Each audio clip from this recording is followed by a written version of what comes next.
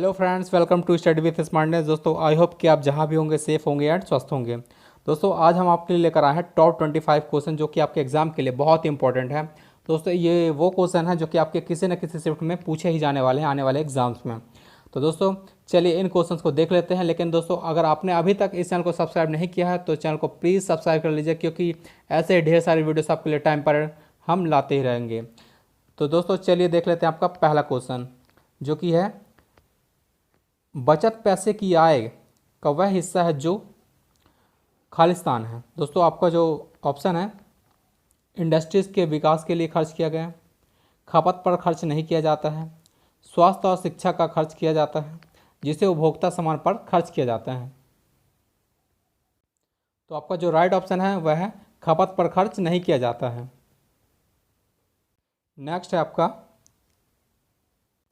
अमर्त्य सेन ने किस क्षेत्र में नोबेल पुरस्कार जीता। आपको क्वेश्चन है, अमर्त्य सेन ने किस क्षेत्र में नोबेल पुरस्कार जीता। ऑप्शन है व्यष्टि अर्थशास्त्र, कल्याणकारी अर्थशास्त्र, आर्थिक विकास मॉडल, निवेश उत्पाद मॉडल। तो यहाँ पे जो आपका राइट ऑप्शन है दोस्तों वह है कल्याणकारी अर्थशास्त्र। यहाँ पे बात हुई है नोबेल पुरस्कार की, तो नोबेल पुरस्कार के बारे में देख लेते हैं। दोस्तों, जो नोबेल पुरस्कार की शुरुआत हुई थी वह हुई थी 1901, मतलब 1901 में इसकी शुरुआत हुई थी नोबेल पुरस्कार की। ठीक है दोस्तों, जो स्वीडन के वैज्ञानिक थे अल्फ्रेड नोबल, उनके ही सम्मान में दिया जाता है नोबेल पुरस्कार। दोस्तों, अल्फ्रेड नोबल ने डायनामाइट की खोज की थी, मतलब डायनामाइट का आविष्कार किया था, वह अल्फ्रेड नोबल ने ही किया था। ये क्वेश्चन पूछा गया है एग्जाम में, आप नोट डाउन कर लीजिए इसको। दोस्तों, जो नोबेल पुरस्कार है वह 6 क्षेत्रों में दिया जाता है। अब 6 क्षेत्र कौन से हैं? तो दोस्तों वो हैं शांति, साहित्य, भौतिकी, रसायन, चिकित्सा, अर्थशास्त्र। लेकिन दोस्तों, यहाँ पे जो इम्पोर्टेंट फैक्ट है वो ये है कि जब 1901 में इसकी स्थापना हुई थी नोबेल पुरस्कार की, जो पहली बार दिया गया था, तब वह सिर्फ 5 क्षेत्रों में दिया जाता था, उसमें अर्थशास्त्र शामिल नहीं था। दोस्तों, जब अर्थशास्त्र को शामिल किया गया है तब ये 6 क्षेत्र हुए हैं। दोस्तों, 1968 1968 में इसको शामिल किया गया है, किसको? अर्थशास्त्र को। तो आपको याद रखना है। दोस्तों, नेक्स्ट जो अब यदि आप बात करेंगे अमर्त्य सेन की, तो अमर्त्य सेन को जो अपने भारतीय हैं इनको 1998 में 1998 में नोबेल पुरस्कार दिया गया था, और अमर्त्य सेन जी को ही 1999 में भारत रत्न से भी सम्मानित किया गया था। तो आई होप कि आपको इस क्वेश्चन से इतने सारे फैक्ट्स आपके लिए इम्पोर्टेंट है। ठीक है, तो नेक्स्ट है आपका कि राजा रवि वर्मा निम्नलिखित में से किसके एक महान चित्रकार थे। दोस्तों, राजा रवि वर्मा निम्नलिखित में से किसके एक महान चित्रकार थे? तो ऑप्शन आपके पास बंगाल, बिहार, पंजाब, केरल। तो यहाँ पे जो आपका राइट ऑप्शन दोस्तों वह है केरल। केरल, ठीक है दोस्तों। केरल की बात की जाए तो केरल की जो राजधानी है वह तिरुवनंतपुरम है, और यहाँ पे जो साइलेंट वैली है, मौन घाटी, वो भी फेमस है। और दोस्तों, यहाँ का जो पेरियार वन्यजीव अभ्यारण्य है वो भी बहुत इंपॉर्टेंट क्वेश्चन में पूछा जाता है। दोस्तों, एक और क्वेश्चन है, यहाँ से ही वनीता नामक पत्रिका का प्रकाशन होता है, वनीता नामक पत्रिका। दोस्तों, यह क्वेश्चन पूछा गया है कि वनीता नामक पत्रिका कहाँ से निकलती है, तो वह निकलती है केरल से। ठीक है, चलिए नेक्स्ट क्वेश्चन देख लेते हैं। नेक्स्ट है, थियोसॉफिकल सोसाइटी ऑफ इंडिया के संस्थापक कौन थे? थियोसॉफिकल सोसाइटी ऑफ इंडिया के संस्थापक कौन थे, आपसे पूछा गया है। नेक्स्ट है दोस्तों, इसके जो ऑप्शन है, एनी बेसेंट, व्योमेश चंद्र बनर्जी, राम प्रसाद बिस्मिल, सुभाष चंद्र बोस। तो यहाँ पे जो आपका राइट ऑप्शन है वह है एनी बेसेंट। दोस्तों, एनी बेसेंट ही हमारे इंडियन नेशनल कांग्रेस की पहली महिला अध्यक्ष थी, आपको याद रखना है। और इनको जो अध्यक्ष बनाया गया था वह बनाया गया था 1917 में। 1917 में भारतीय कांग्रेस की पहली महिला अध्यक्ष बनी थी दोस्तों। ठीक है, तो आपको याद रखना है। नेक्स्ट क्वेश्चन आपका, चिपको का नारा। दोस्तों, नेक्स्ट है आपका, चिपको का नारा पारिस्थितिकी स्थायी अर्थव्यवस्था है किसने गढ़ा था? ऑप्शन आपके पास जैन प्रसाद भट्ट, सुंदरलाल बहुगुणा, श्यामा प्रसाद बहुगुणा, या फिर बचनी देवी। तो आपका जो राइट ऑप्शन है वह है Sundarlal Bahuguna. Option B is the right one. दोस्तों, बात की जाए यदि चिपको का नारा, दोस्तों यह चिपको आंदोलन में दिया गया था। अब चिपको आंदोलन क्या है? दोस्तों, चिपको आंदोलन यह पर्यावरण से संबंधित था, जो कि पेड़ों की कटाई के लिए था, पेड़ों की कटाई को रोकने के लिए था, जो कि 1973 में आंदोलन हुआ था। दोस्तों, यह चिपको आंदोलन 1973 में हुआ था, जो कि सुंदरलाल बहुगुणा के नेतृत्व में हुआ था। ठीक है, अब बात आती कि ये चिपको आंदोलन हुआ कहाँ था। चिपको आंदोलन दोस्तों तत्कालीन मतलब उस टाइम के जो उत्तर प्रदेश के मंडल गांव में हुआ था, यूपी के मंडल गांव में हुआ था। और दोस्तों वर्तमान में देखा जाए तो जो मंडल गांव है वह उत्तराखंड में आता है। ठीक है, तो इस क्वेश्चन से इतने सारे फैक्ट्स आपको याद रखने हैं। नेक्स्ट है आपका, निम्नलिखित में से कौन जीवाश्म का अध्ययन है? आचार विज्ञान, हेतु विज्ञान, मनुष्य जाति का विज्ञान या फिर जीवाश्म विज्ञान। तो आपका जो राइट ऑप्शन है वह है जीवाश्म विज्ञान।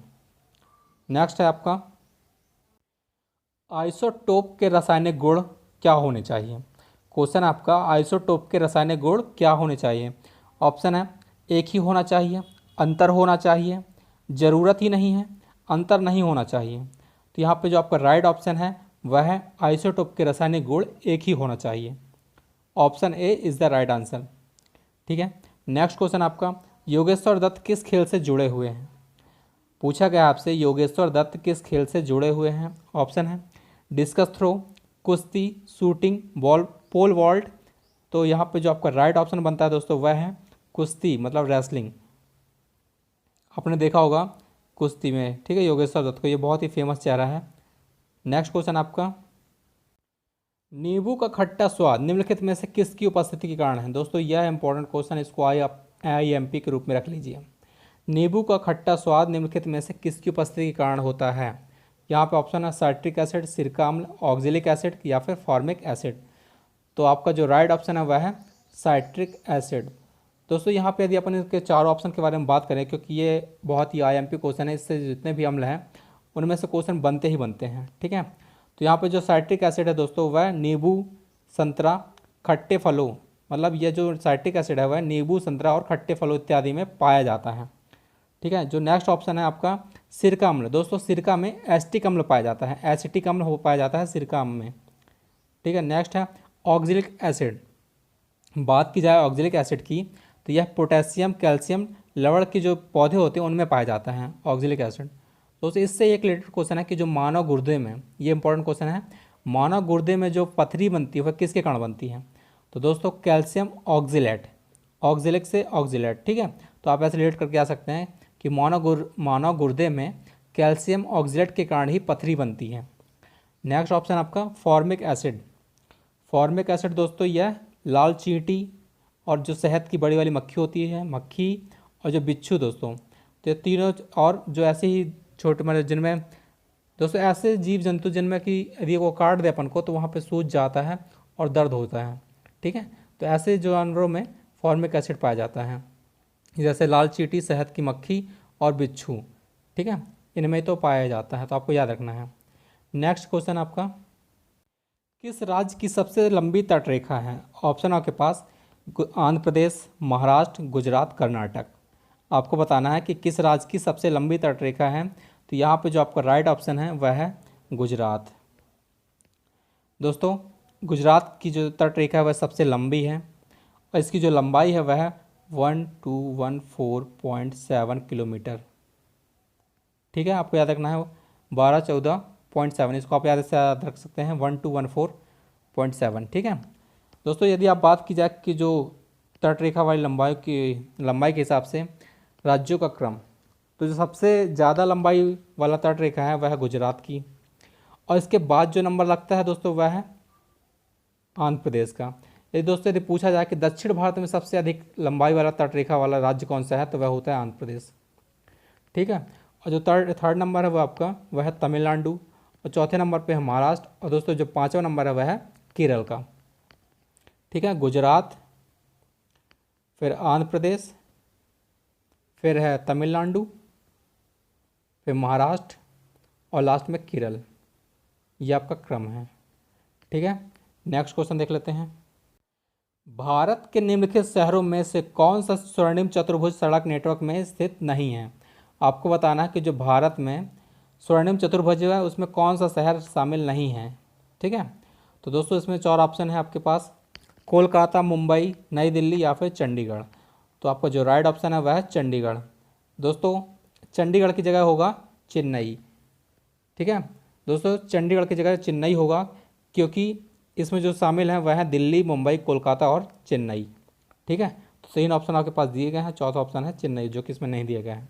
यदि बात की जाए स्वर्णिम चतुर्भुज की, तो दोस्तों इसकी जो शुरुआत मतलब इसकी जो शुरुआत हुई थी वह हुई थी जनवरी 2012 में, जनवरी 2012 में हुई थी। और इसकी जो टोटल लंबाई है स्वर्णिम चतुर्भुज की, मतलब दोस्तों ये भारत है, भारत के 4 क्षेत्रों में जुड़ा है। यहाँ पे दिल्ली है, यहाँ पे कोलकाता है, और इसके नीचे आएंगे तो चेन्नई है यहाँ पे, और यहाँ पे है मुंबई। तो इनको चारों का से जोड़ के देखा जाए तो इनकी जो टोटल लंबाई होती है वह होती है 5,846 किलोमीटर, 5,846 किलोमीटर। ठीक है दोस्तों, ये जो स्वर्णिम चतुर्भुज परियोजना है यह भारत की सबसे लंबी परियोजना है, भारत की सबसे लंबी परियोजना है। और जो विश्व की है तो विश्व की 5वीं राजमार्ग परियोजना है, भारत की पहली और विश्व की 5वीं। ठीक है दोस्तों, जो स्वर्णिम चतुर्भुज परियोजना है इसको 2001 में तत्कालीन जो पीएम थे उस टाइम पर अटल बिहारी वाजपेयी, उन्होंने इसको की शुरुआत की थी। तो आपको दोनों ही क्वेश्चंस याद रखने हैं। ठीक है, नेक्स्ट क्वेश्चन देखते हैं। पूर्ण रूप से जैविक कृषि की, मतलब यहाँ पे जो क्वेश्चन होता है दोस्तों, यहाँ पे पूर्ण रूप से जैविक खेती करने वाला दोस्तों वह राज्य कौन सा, भारतीय राज्य कौन सा है?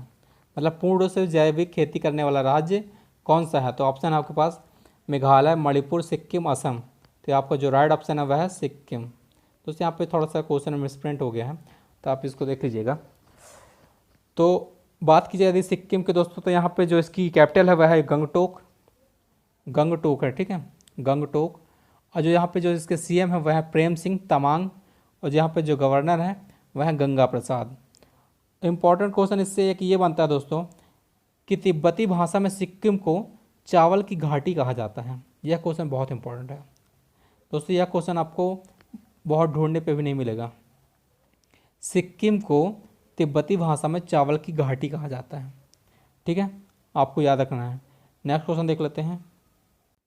एक बैंक में लोकपाल की क्या भूमिका है? आपको बताना है कि एक बैंक में लोकपाल की क्या भूमिका है। ऑप्शन है शिकायतों की गुणवत्ता और त्वरित निवारण प्रदान करना, बैंकों में नवीन योजनाओं के लिए सुझाव देना, शाखाओं के आंतरिक काम करने के लिए कीट, और चौथा ऑप्शन है बैंक द्वारा कार्यान्वित या लागू किए जाने वाले गरीबी उन्मूलन कार्यक्रम की निगरानी करना। तो आपको जो यहाँ पे राइट ऑप्शन है वह है शिकायतों की गुणवत्ता और त्वरित निवारण प्रदान करना। दोस्तों बैंक में जो लोकपाल करता है वह करता है शिकायतों की गुणवत्ता और त्वरित निवारण प्रदान करता है। नेक्स्ट क्वेश्चन आपका, निम्नलिखित में से किस अनुसूची में 4 उत्तर पूर्वी राज्यों असम, मेघालय, त्रिपुरा और मिजोरम में जनजातीय क्षेत्रों के प्रशासन के लिए विशेष प्रावधान है?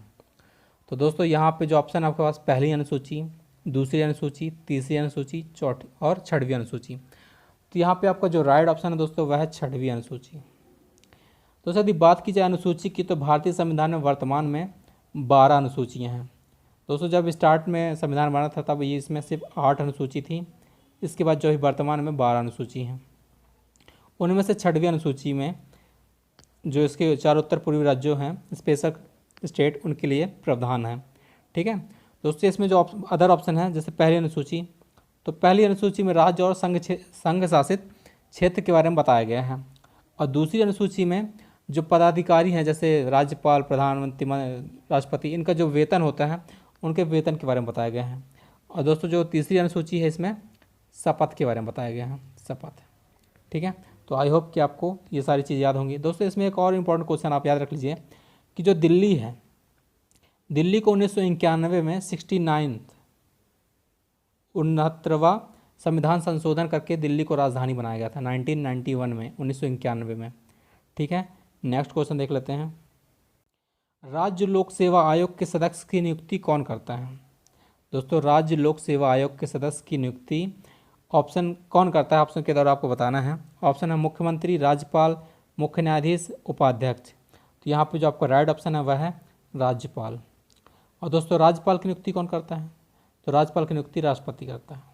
ठीक है, तो आपको ये सारी चीज़ें याद रखनी है।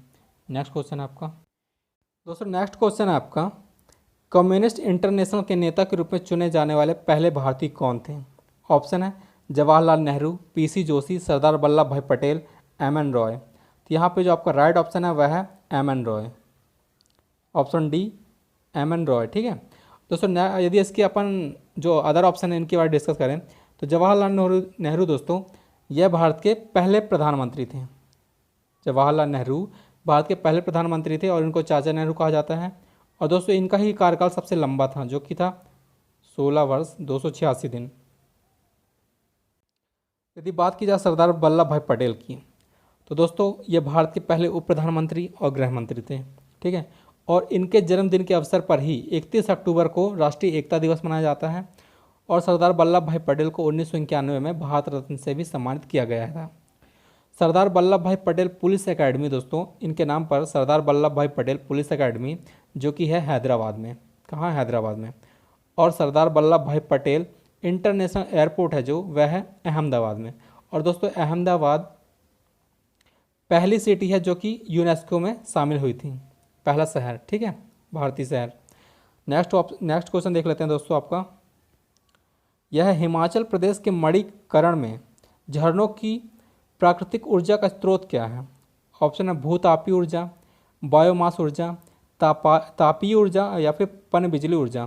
तो आपका जो राइट ऑप्शन है वह है भूतापीय ऊर्जा। ठीक है, option A is the right answer, भूतापीय ऊर्जा। नेक्स्ट क्वेश्चन आपका, निम्नलिखित में से कौन एक प्रमुख ऑटोसोमल विकार है? तो ऑप्शन है आपके पास एल्बिनिज्म, सिस्टिक फाइब्रोसिस, फिनाइलकेटोनुरिया या फिर अल्जाइमर रोग। तो यहाँ पे जो आपका राइट ऑप्शन है वह है अल्जाइमर रोग। दोस्तों निम्नलिखित में से कौन एक प्रमुख ऑटोसोमल विकार है? तो वह है अल्जाइमर रोग। नेक्स्ट आएगा आपका, ग्लाइकोल का प्रयोग निम्नलिखित में से किसके निर्माण के लिए किया जाता है? ऑप्शन है नायलॉन, कृत्रिम रेशम, टेरिलीन या फिर रबड़। तो ग्लाइकोल का प्रयोग निम्नलिखित में से किसके निर्माण में किया जाता है? तो वह टेरिलीन के निर्माण में किया जाता है, ग्लाइकोल का। नेक्स्ट है, पृथ्वी की पपड़ी के अंदर की हलचल का अध्ययन निम्नलिखित में से किसके द्वारा किया जाता है? ऑप्शन है आपके पास भूगर्भ शास्त्र, भूकंप विज्ञान, प्लेट विवर्तनिकी या फिर पेंटोग्राफ। तो आपका जो राइट ऑप्शन है वह है भूकंप विज्ञान, सिस्मोलॉजी। दोस्तों सिस्मोग्राफ से भूकंप की तीव्रता या फिर भूकंप का पता लगाने के लिए किया जाता है। और भूकंप की पपड़ी के अंदर की हलचल का जो अध्ययन किया जाता है वह किया जाता है भूकंप विज्ञान यानी कि सिस्मोलॉजी से।